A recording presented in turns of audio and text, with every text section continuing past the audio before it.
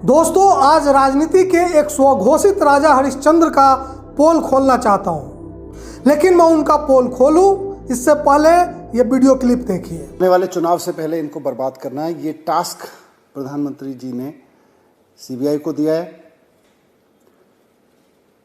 उनसे कहा गया है कि कुछ भी करो, झूठे मुकदमे लगाओ, चाहे इनके ऊपर, चाहे झूठे केस लगाओ।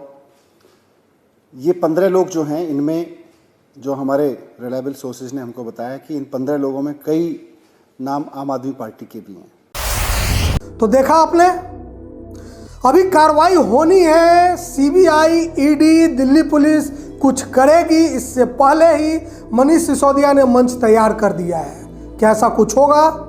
तो हमने तो पहले ही कहा था जी कि ऐसा होगा, लेकिन मैं इस चक्कर में नहीं पड़ने वाला।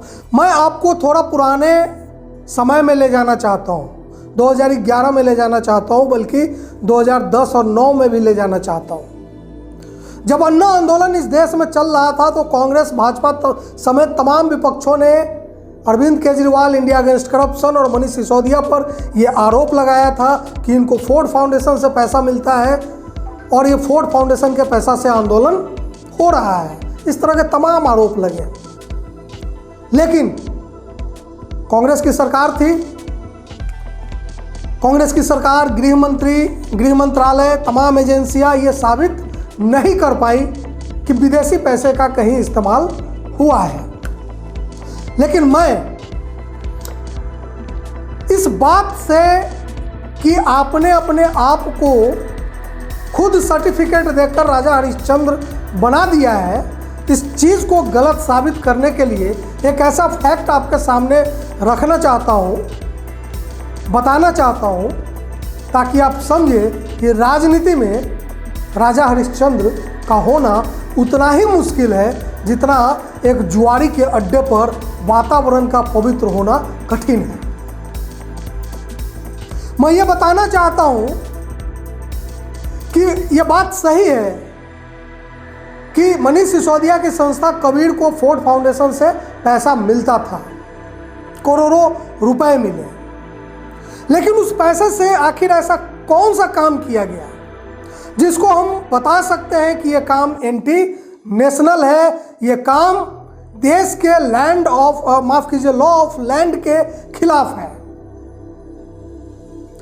आंदोलन करना, आंदोलन में शामिल लोगों की बात, मैं इन सब चीज़ों पे नहीं जाता।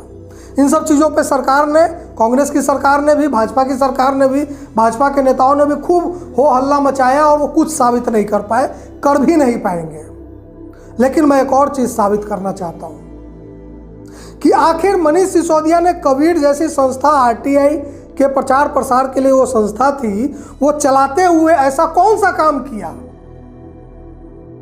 जिसको वाकई भारत के कानून के हिसाब से एंटी नेशनल एक्टिविटी कहा जा सकता है। न सिर्फ कहा जा सकता है, बल्कि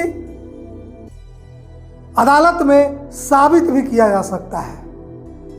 ये बात मनीष सिसोदिया को बहुत अच्छे से पता होगी, ये बात मनीष सिसोदिया के साथियों को भी बहुत अच्छे से पता होगी। हमारी तफ्तीश अभी जारी है, हमने कुछ दस्तावेज जुटाए हैं, कुछ दस्तावेज और हम अभी जुटाने की प्रक्रिया में है। बहुत जल्द हम इस पूरे मामले को दस्तावेज के साथ लेकर आपके सामने आएंगे और फिर उन चीज़ों को, उन दस्तावेजों को, उन फैक्ट्स को खारिज करना राजनीति के इन राजा हरिश्चंद्रों के बस में भी नहीं होगा।